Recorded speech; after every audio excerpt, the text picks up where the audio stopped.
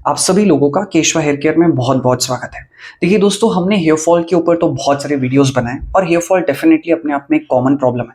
लेकिन एक और प्रॉब्लम जो कि बहुत कॉमन होते जा रही है, चाहे वो लड़का हो या लड़की हो, और वो प्रॉब्लम है हेयर थिनिंग की प्रॉब्लम, यानी कि बालों का पतला होते जाना। शुरुआत में देखा जाए तो ये बाल पतले होने की जो प्रॉब्लम होती है, इसे बहुत सारे लोग लाइटली लेते हैं।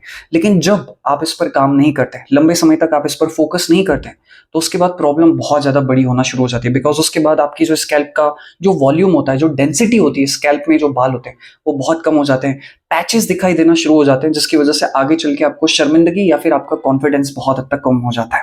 सो ऐसे में आज की इस वीडियो में मैं आपको बताने जा रहा हूं कि किस तरीके से नेचुरली आप इस हेयर थिनिंग की प्रॉब्लम को फिक्स कर सकते हैं। लेकिन उस प्रॉब्लम को फिक्स करने के लिए सबसे पहले आपको समझना होगा कि क्या रीजन है जिसकी वजह से आपको हेयर थिनिंग हो रही है। सो इस वीडियो में हम प्रॉपरली कवर करने जा रहे हैं कि हेयर थिनिंग होने के पीछे क्या एग्जैक्ट रीजन होते हैं। चाहे आप मेल हो फीमेल हो, मैं सारी चीजें आपको प्रॉपरली एक्सप्लेन करूंगा, समझने की कोशिश करेगा। सबसे पहले हम रीजन समझेंगे एंड फिर उसके पीछे क्या कारण होते हैं वो भी हम समझने की कोशिश करेंगे।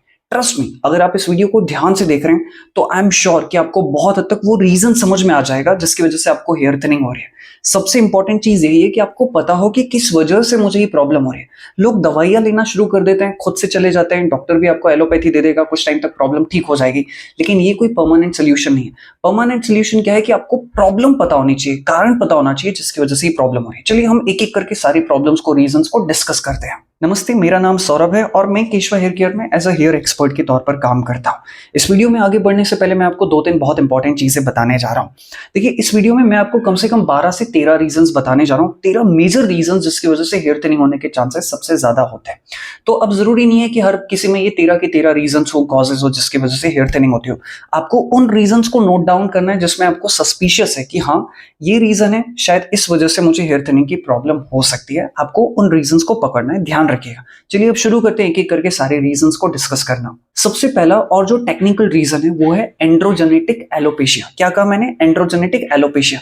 अब ये क्या होता है? एंड्रोजन से निकला है एंड्रो, जीन से बना है जेनेटिक, एंड एलोपेशिया का मतलब होता है हेयर फॉल। देखिए, हमारी बॉडी में कुछ ऐसे जीन्स होते हैं जो कि हेयर थिनिंग के लिए या फिर बालों की ग्रोथ एंड डेवलपमेंट के लिए रिस्पॉन्सिबल होते हैं।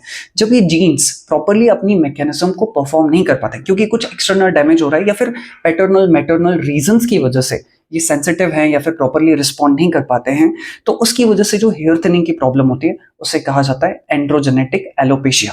अब अगर हो सकता है कि किसी किसी को एंड्रोजेनेटिक एलोपेशिया हो तो इसे पता करना थोड़ा मुश्किल है, लेकिन इसे रिवर्स करना इतना भी मुश्किल नहीं है, जिसके बारे में हम आगे बात करेंगे। तो पहला रीजन एंड्रोजेनेटिक एलोपेशिया। और साथ ही साथ दोस्तों, मैं यहाँ पर आपको कुछ जीन्स के बारे में भी बताना चाहूंगा जो कि हमारे बालों की ग्रोथ एंड डेवलपमेंट या फिर जब वो प्रॉपरली वर्क नहीं करते हैं तो थिनिंग की प्रॉब्लम हो सकती है। जैसे कि AR जीन्स होता है जिन्हें कि एंड्रोजन रिसेप्टर्स कहा जाता है, जैसे कि EDA2R कहा जाता है, जैसे कि KRT जीन्स होते हैं जो कि केराटिन के प्रोडक्शन में मदद करते हैं।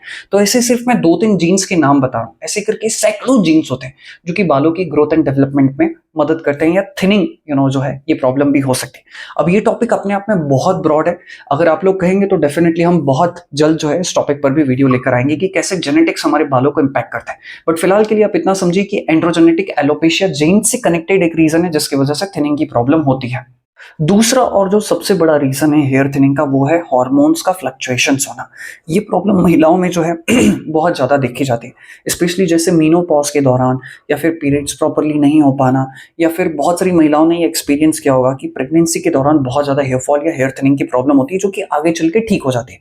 तो क्या होता है, प्रेगनेंसी के दौरान थोड़े से हार्मोन्स, प्रोजेस्टेरॉन, या पुरुषों में आप टेस्टोस्टेरोन की बात कर लो, या फिर एस्ट्रोजन जो हार्मोन होता है, ये बहुत हद तक फ्लक्चुएट हो जाता है, जिसकी वजह से जो है ये प्रॉब्लम होना शुरू हो जाती है। और मेल्स में भी ये प्रॉब्लम होती है। जैसे कि आप थायराइड की बात कर लें, पैराथायराइड, ये जो हमारे ग्लैंड होते हैं, जब ये प्रॉपरली अपने हार्मोन्स को सीक्रेट नहीं कर पाते हैं या ओवर सीक्रेट करते हैं, जैसे हम हाइपोथायराइड या हाइपरथायराइड कहते हैं, तो इसकी वजह से जो हमारे बालों की साइकिल होती है, एनाजन, कैटाजन, एक्सोजन, तो ये साइकिल बहुत हद तक जो है बहुत हद तक इम्पैक्टेड हो जाती है, क्योंकि हार्मोन्स बहुत इंपॉर्टेंट रोल प्ले करते हैं हमारे बालों की ग्रोथ एंड डेवलपमेंट में या थिनिंग में।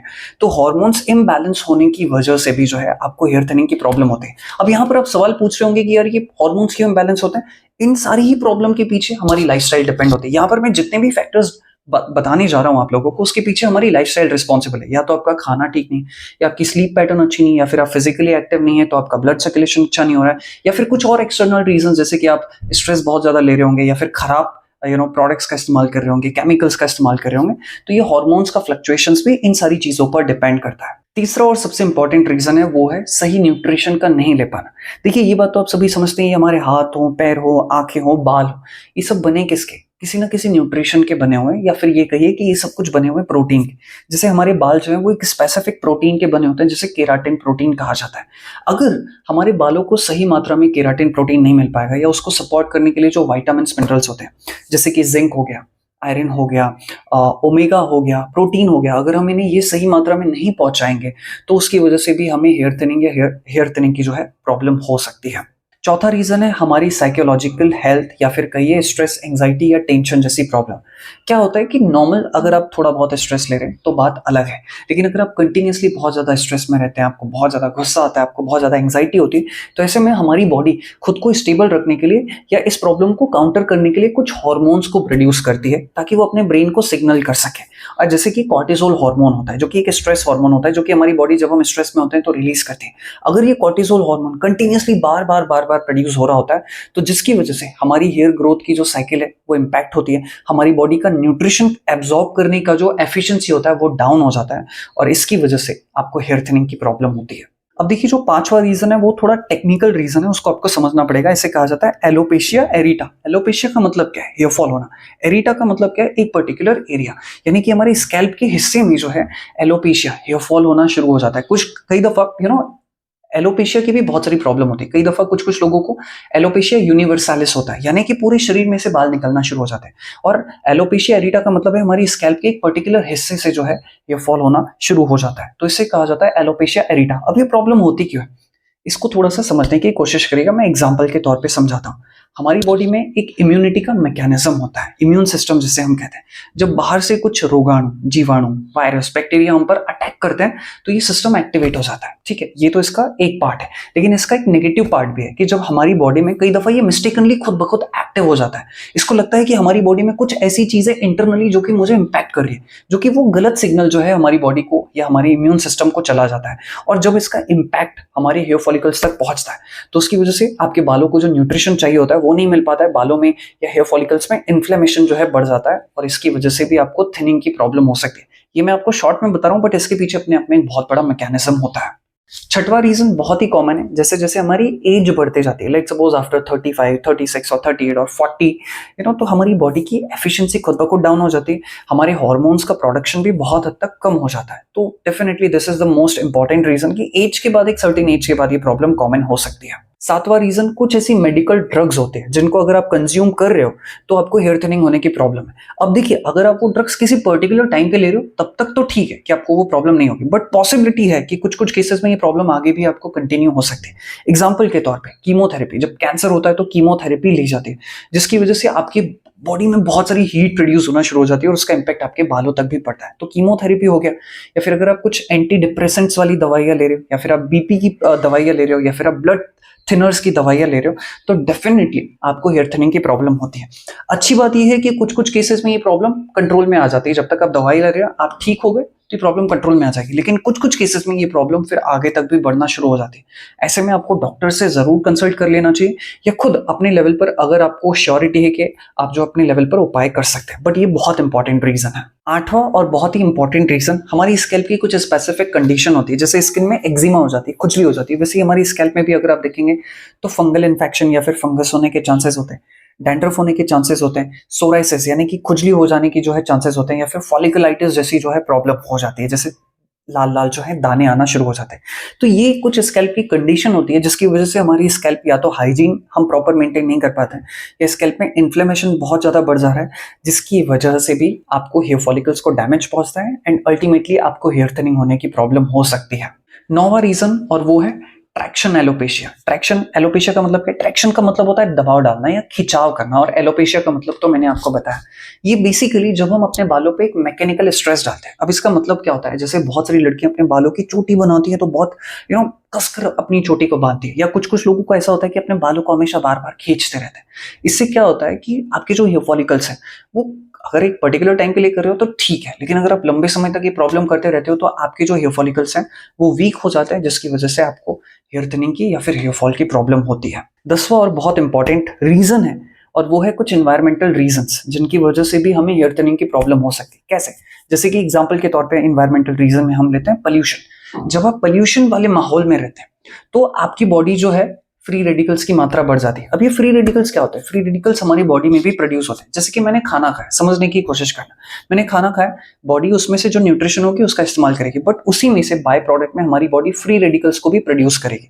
मैं इनहेल कर रहा हूँ, मैं एक्सहेल कर रहा हूँ, तो इस दौरान भी हमारी बॉडी में कुछ ना कुछ फ्री रेडिकल्स प्रोड्यूस हो रहे हैं। मतलब कुछ ना कुछ ये केमिकल रिएक्शन है जिसमें आपको एक हेल्दी प्रोडक्ट भी मिल रहा है, बट साथ ही साथ आपकी बॉडी फ्री रेडिकल्स भी प्रोड्यूस करती है। अगर आपकी बॉडी में ये फ्री रेडिकल्स की मात्रा बढ़ जाती है, पोल्यूशन की वजह से भी ये फ्री रेडिकल्स की मात्रा बढ़ जाती है। ये कुछ टेक्निकल चीज है, कुछ केमिकल चीज है जो आपको बहुत ज्यादा डीपली समझने की जरूरत नहीं है, जस्ट एक एग्जांपल के तौर पर आपको समझना है। तो ये क्या होता है, जब हमारी बॉडी में बढ़ जाते हैं एक सीमित मात्रा के बाद, तो इसकी वजह से हमारी बॉडी में डायहाइड्रोटेस्टोस्टेरोन, जो कि हेयर थिनिंग का एक बहुत बड़ा रीजन है, डीएचटी जो है बढ़ जाता है, और वो हमारे हेयर फॉलिकल्स को ब्लॉक कर देता है, हमारी हेयर फॉलिकल्स को ब्लॉक कर देता है, जिसकी वजह से जो न्यूट्रिशन है, जो ब्लड है, उसमें से जो है बालों को न्यूट्रिशन नहीं मिल पाता, क्योंकि ये क्या हो गया, हेयर फॉलिकल्स हो गया पैक, जिसकी वजह से जो बाल है वो थिन होना शुरू हो जाते हैं। समझ में आ रहा है? तो ये भी एक बहुत बड़ा रीजन है।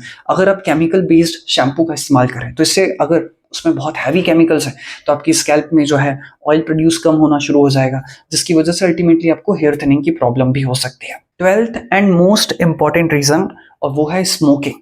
आपने अभी तक सुना होगा कि स्मोकिंग से हेयर फॉल होता है, हेयर थिनिंग होता है, बट होता क्यों है? चलो थोड़ा सा मैं आपको क्लियर करता हूँ। जब आप स्मोकिंग करते हैं तो आपकी बॉडी में निकोटिन नाम का एक केमिकल प्रोड्यूस होता है, आपकी बॉडी में केमिकल चला जाता है, और ये केमिकल क्या करता है, हमारी जो वेन्स होती है, जो आर्टरीज होती है, जो कि पूरे शरीर में ब्लड सर्कुलेशन को सप्लाई कर रही होते हैं, तो वो निकोटिन जो है जब वो हमारी बॉडी में पहुंच जाता है तो वो जो आर्टरीज होती है उनको सकरा कर देता है, उनको कॉन्ट्रैक्ट कर देता है, जिसकी वजह से ब्लड को फ्लो होने में दिक्कत होती है, या फिर कहिए आपकी बॉडी में ब्लड सर्कुलेशन स्लो हो जाता है।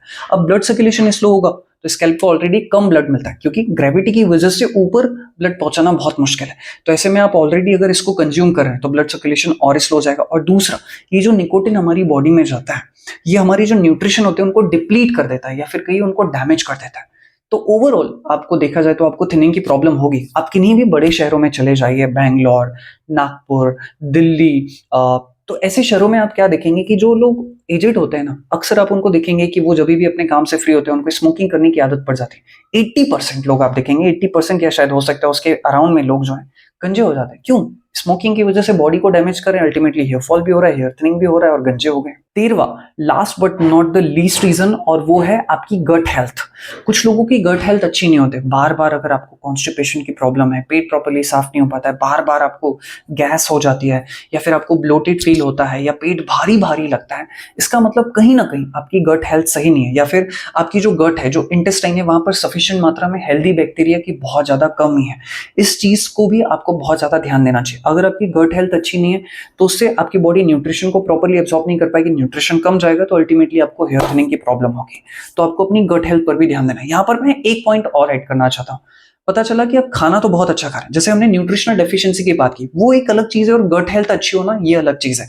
खाना अच्छा खाने से ही काम नहीं चलेगा, आपकी गट हेल्थ भी अच्छी होनी चाहिए। तो ये दोनों चीजों का आपको ध्यान रखना है। तो दोस्तों, ये वो 13 रीजंस हैं। आपको पता करना है कि कौन सा रीजन है जिसकी वजह से जो है आपको ये प्रॉब्लम हो रही है। हो सकता है किसी की गट हेल्थ अच्छी नहीं हो सकता है किसी को न्यूट्रिशनल डेफिशिएंसी, हो सकता है किसी को 2 रीजन हो सकते हैं, किसी को 3 रीजन हो सकते हैं, किसी का स्लीप अच्छा नहीं हो सकता है। सो फिगर आउट करो। मैं यहाँ पर आज आपको एक होमवर्क दे रहा हूँ। यहाँ पर मैं इस वीडियो को समाप्त कर रहा हूँ, लेकिन मैं यहाँ पर आपको एक होमवर्क देना चाहता हूँ कि आप पता करो कि कौन सा रीजन है जिसकी वजह से आपको थिनिंग की प्रॉब्लम हो रही है। इस वीडियो में हम इतना ही डिस्कस करेंगे, क्योंकि ये वीडियो और बहुत ज्यादा जो है बड़ा होते जा रहा है। हम इसी का नेक्स्ट पार्ट बहुत जल्द या विद इन वीक लेकर आएंगे। तब तक आपको क्या करना है, ये फिक्स करना है, पता करना है कि यार कौन से रीजन है जो हमने डिस्कस किए हैं, एंड उसमें से आपको हेयर थिनिंग होने की प्रॉब्लम हो सकती है। फिर जब मैं आपको सोल्यूशन करूंगा एंड आप उसे एग्जीक्यूट करोगे, तो आई एम श्योर कि आपको बहुत अच्छे रिजल्ट्स आएंगे। तो इसी के साथ इस वीडियो को समाप्त करता हूं। अगर आपकी कुछ क्वेरी हो तो प्लीज आप नीचे पूछ सकते हैं, एंड अगर आप हमसे कंसल्ट करना चाहते हैं या एक्सपर्ट से इंक्वायरी करना चाहते हैं तो आप इस नंबर पर भी कंसल्ट कर सकते हैं। इसी के साथ इस वीडियो को समाप्त करता हूं। सब्सक्राइब ना किया तो कर लीजिए, ताकि आपको पता रहे कि नेक्स्ट वीडियो कब आने वाला है और किस टॉपिक पर आने वाला है। हालांकि हमारा नेक्स्ट वीडियो बहुत जल्द आएगा, सोल्यूशंस पर हम बात करेंगे, विद इन अ वीक वो वीडियो पे रिलीज हो जाएगा। Thank you.